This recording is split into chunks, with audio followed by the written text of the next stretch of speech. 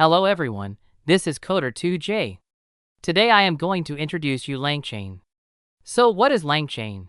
LangChain is a framework designed for creating applications that leverage the power of large language models.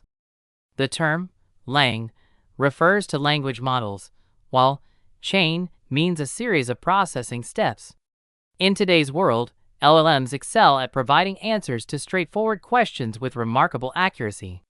However, addressing complex real-world business problems often requires a sequence of steps, rather than a single action. LangChain offers a wide array of components that simplify the process of developing various LLM-based applications. Moreover, it is compatible with a diverse range of LLM models. This compatibility allows developers to switch between different models without the need to alter the core structure or implementation of their code, making the development process both flexible and efficient. That's it. You have learned what LangChain is. If you found this video helpful, please consider subscribing and hitting the like button. Thanks for watching and see you in the next one.